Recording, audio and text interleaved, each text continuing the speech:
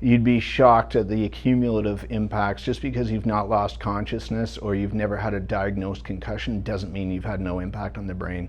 Because I never had either of those things, and I've done a battery of tests. I was very blessed in my career that I could take part in a lot of medical research, and all of the research showed the exact same things, the same impacts on my cognitive brain health.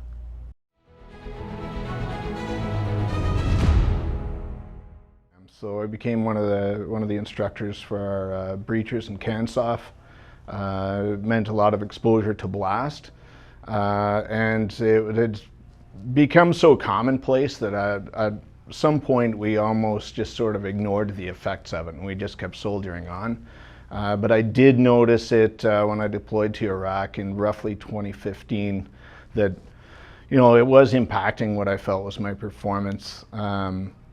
I think I was getting by, and I think I was covering a lot of things up at the time. Tour went very well for me, but there's also some glitches that I would definitely attribute to not being in a good mental state.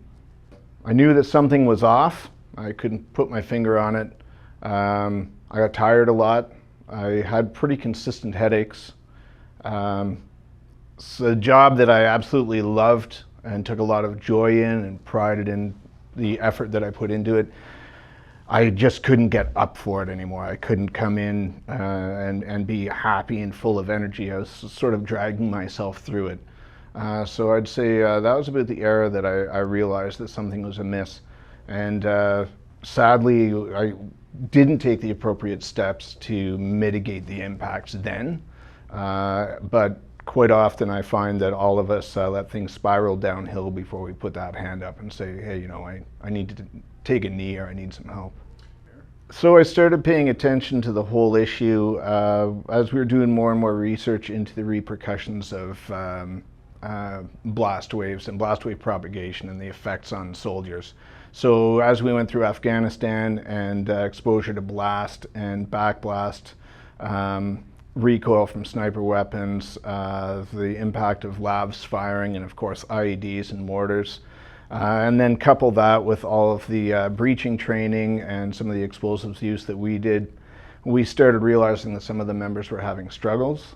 At that point, I was sort of deluding myself and thinking that I had skated through it without any major issues.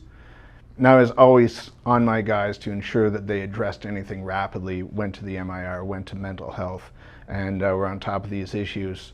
And it was one of my own troops called me out. We had been doing some research on various explosive breaching techniques and measuring some blast waves and some blast wave propagation. And after that, maybe 4 or 5 days after that, I noted I still wasn't feeling good. And one of my junior members of my troop actually said, well, have you gone to the MIR? And he held my feet to the fire on that and made me do as I say. So I went. It was pretty cut and dry, pretty much diagnosed right away by the physiotherapist and the doctor that, yeah, I had had some significant brain injuries by that point.